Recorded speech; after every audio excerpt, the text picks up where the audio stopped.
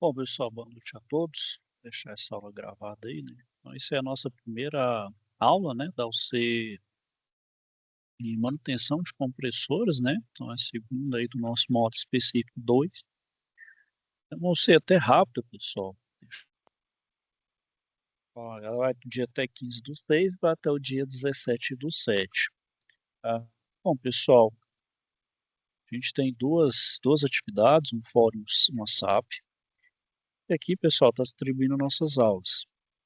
A partir do dia 29, pessoal, só um aviso, eu vou entrar em período de férias, mas durante esse período aqui, nessas 3 webaulas, vai estar aqui o nosso colega o Gabriel, ele vai ministrar a aula para vocês, certo? Esses 3 dias aí, no dia 29, no dia 7 e no dia 14. Vocês vão ter uma aula presencial, no dia 27 do 6, que é 8 ao dia, né, das 8 às 17. Bom, pessoal, essa eu sei, né? Vocês vão, é muito mão na massa, né? Tanto que até vocês vão ver que a SAP é relativo à presencial. Então, quais são as atividades? Então, primeiro vocês vão responder um fórum de discussão, que vai ser a falha comum em compressores.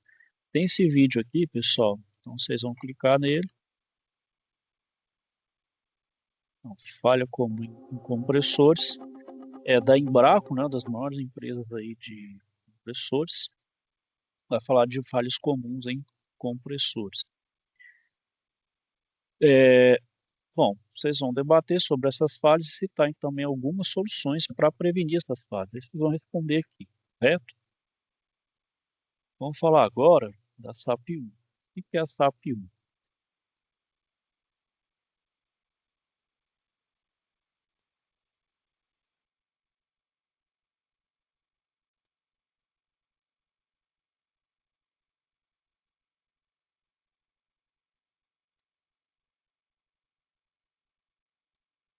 É esse nome, né? Mal do coração. Vamos entender aqui. A recepcionista lhe passou uma ligação do Sr. João do supermercado Super Bom pedindo para realizar uma inspeção no compressor de um sistema de climatização. Vou passar o problema para o técnico. O proprietário informou também que o profissional anterior que foi chamado para verificar o problema disse que o inconveniente provavelmente estava na compressão do fluido refrigerante e que ele não tinha os equipamentos adequados para verificar os parâmetros de trabalho e sanar o problema. O cliente disse ainda que o primeiro profissional informou que o sistema operava com fluido R22 e que o equipamento da partida trabalha por uns momentos e desliga em seguida. O João, técnico da empresa, vai visitar o supermercado e fazer os testes para verificar se o compressor está trabalhando conforme os parâmetros constantes no manual de operação do fabricante e analisar se é problema mecânico ou elétrico. Preciso lembrar de elaborar um relatório para ser enviado ao fabricante do compressor.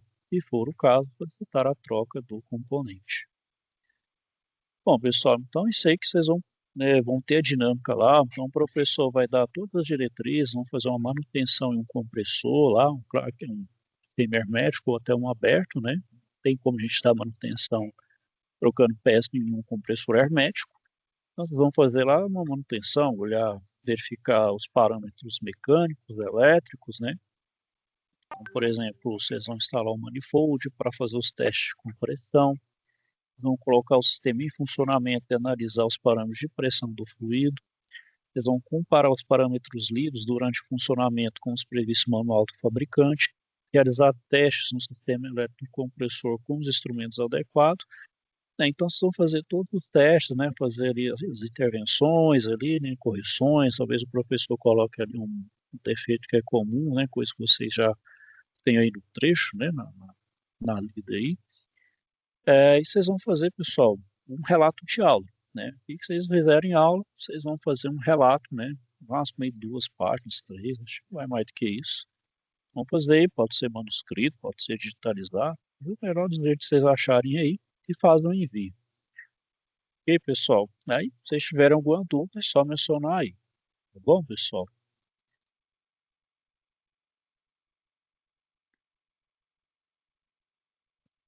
Bom, então vamos iniciar aí o conteúdo.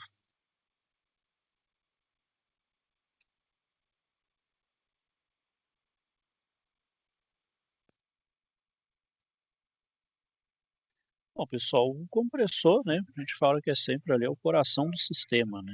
Ele que vai ser responsável ali pelo transporte do fluido para fazer ali todas as transformações, né? Então ali com pressão e temperatura, né? Então vai fazer a troca de fase lá no evaporador, no condensador, variação de pressão, né? Então ele aumenta a pressão e temperatura do fluido. Ele vai ser responsável pelo transporte do fluido e pelo funcionamento do sistema, né? Para ele cumprir sua função. Bom, pessoal, então, todo compressor, né, ainda mais no sistema de compressão a vapor, tem que atender as seguintes exigências. Tem que ter baixo consumo de energia, dimensões reduzidas, durabilidade, alta segurança, operação silenciosa, baixo custo de aquisição. É uma premissa para qualquer máquina, né? Mas claro, a gente está aqui precisamente no compressor.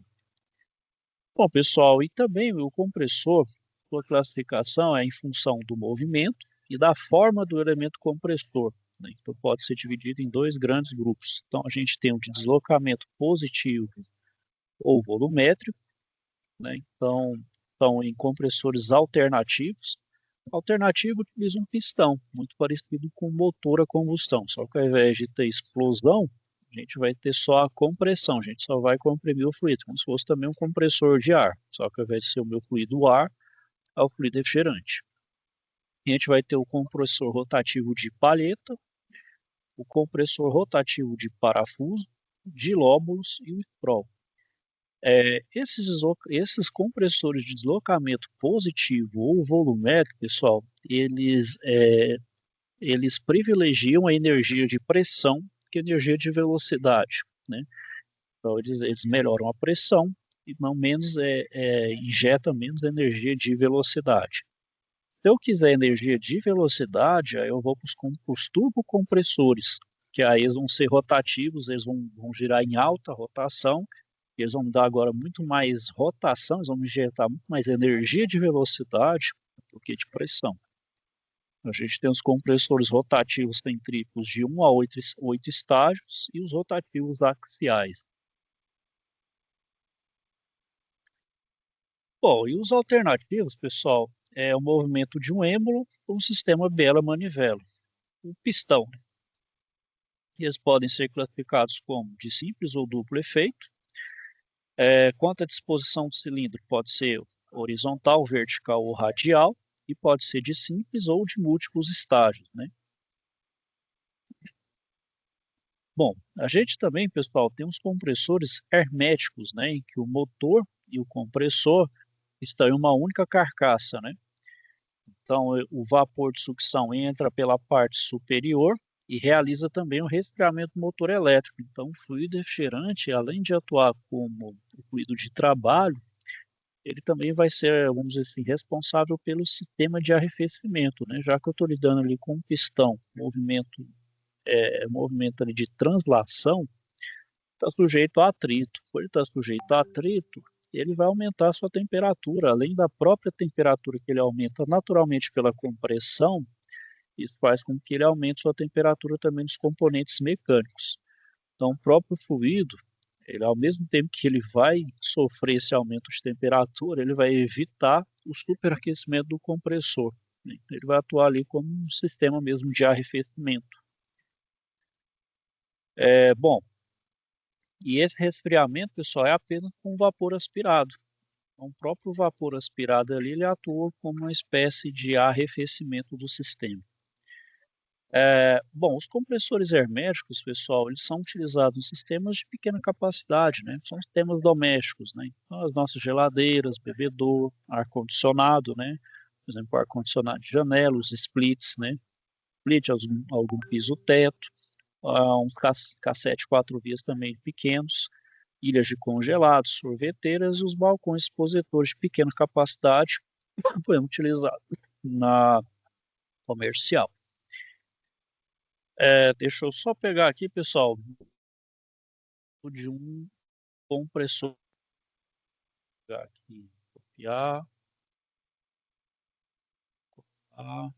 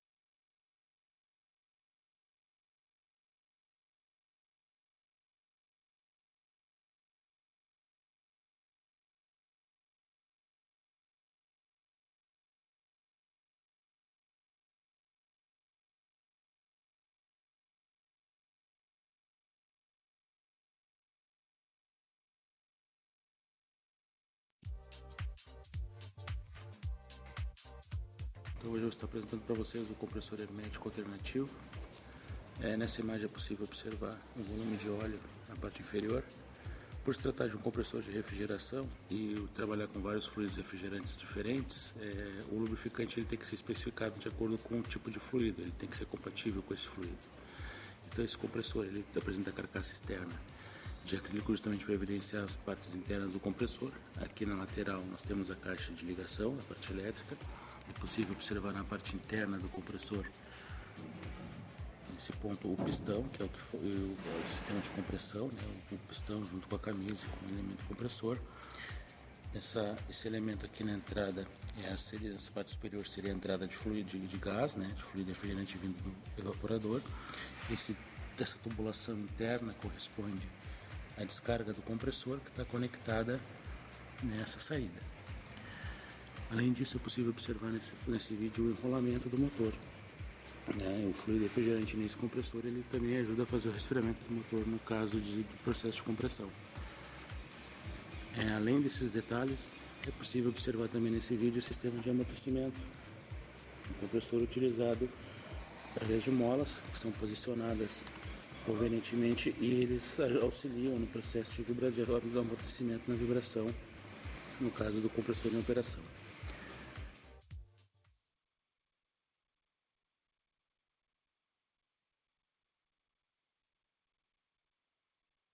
Bom, pessoal, então tá aí os elementos, né, do compressor hermético. Bom, o outro compressor que a gente tem, pessoal, é o sistema hermético. O sistema hermético ele vai ter um cabeçote removível, ou seja, ele é parcialmente fechado, né? Ele vai ter dois ambientes na posição horizontal, um de lado ficam os pistões interligados, a outra câmara por meio do virabrequim, até o motor, que é o conjunto estator-rotor, como a gente pode ver na figura aí. Bom, esse formato aí, pessoal, permite então uma melhor auto-refrigeração, tá, em que o gás na forma de vapor passa através do motor elétrico, mantendo a temperatura do rotor e do estator em níveis baixos, utilizando menor quantidade de gás refrigerante. Pode até soar meio estranho, você fala, bom, mas o enrolamento de motor, parte elétrica pode sofrer com umidade, bom, a gente não pode, só lembrar, né, turma, que esses fluidos tem que ser inertes do ponto de vista elétrico, eles não podem reagir, então, pode causar curto. De certa forma, eles são inertes ao sistema elétrico, né? E esse compressor vai ser então utilizado em sistemas de capacidade maior, né? Então, as refrigerações comerciais de médias ou altas capacidades, como, por exemplo, balcão expositor, câmara frigorífica e fabricadores de gelo. A gente vai ter uma variação desse compressor, pessoal, que é o compressores discos, né?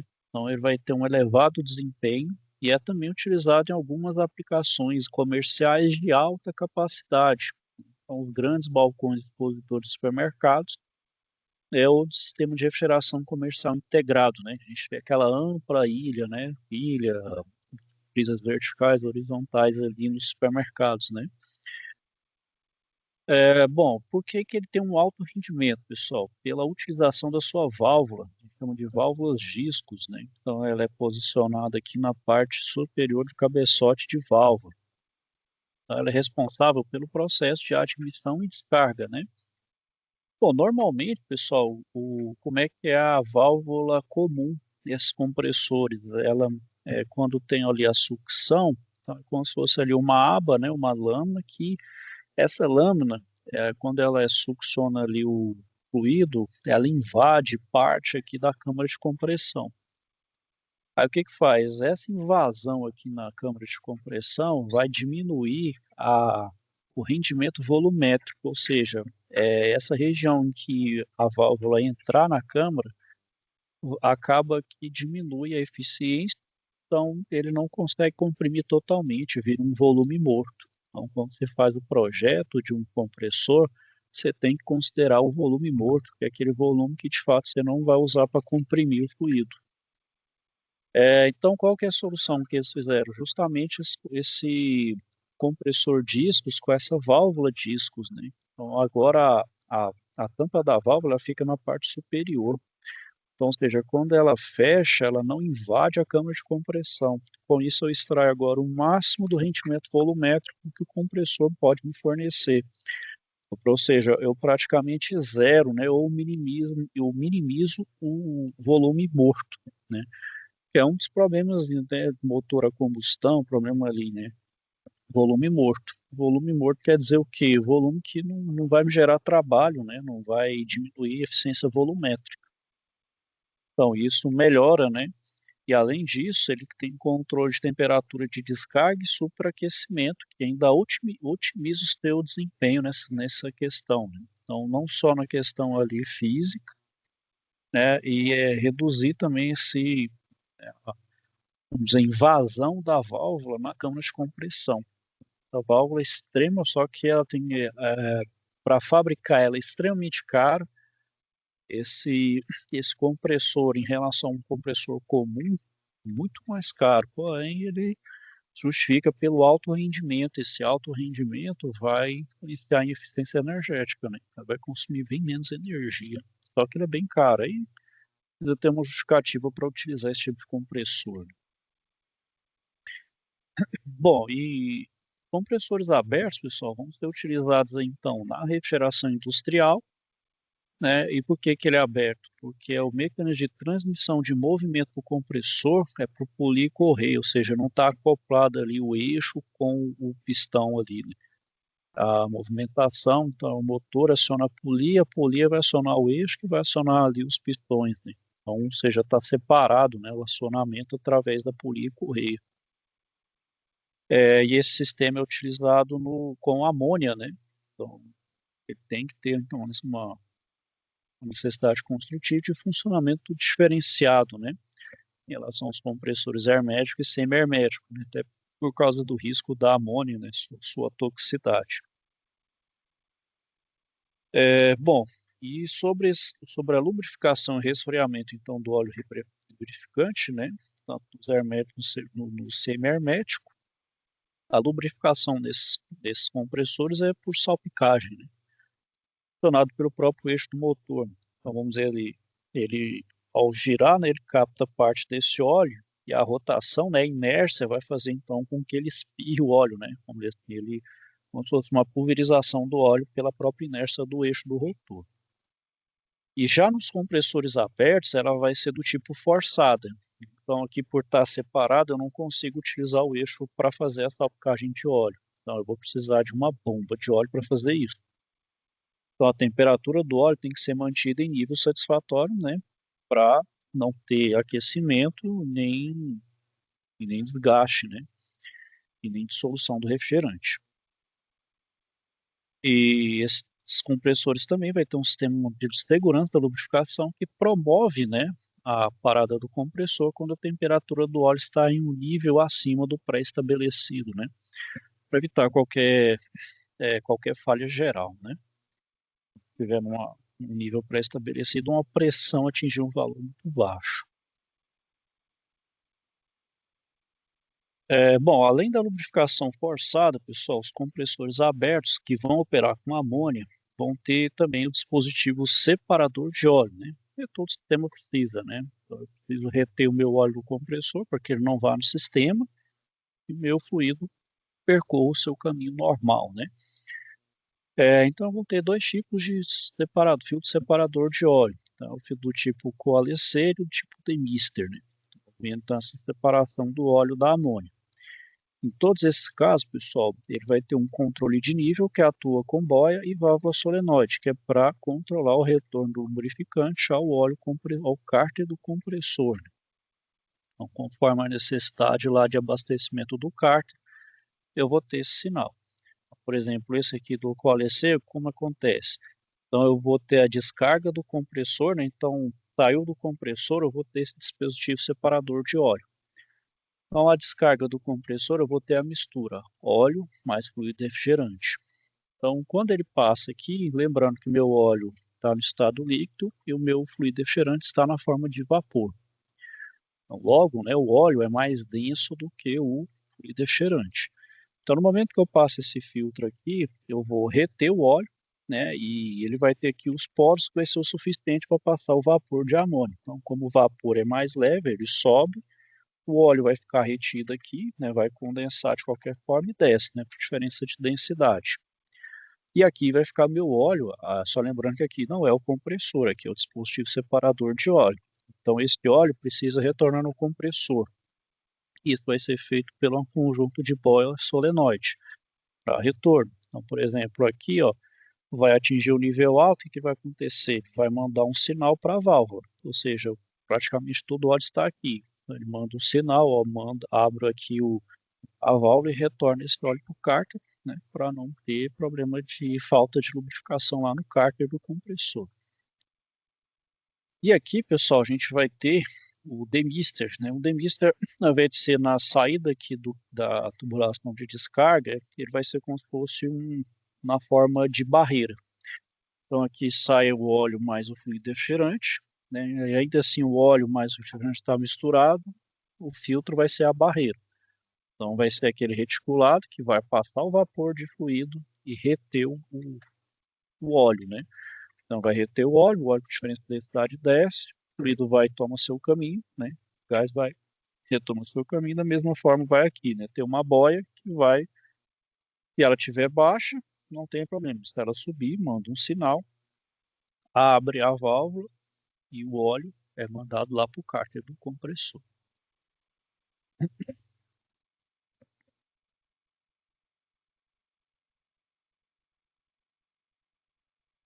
É,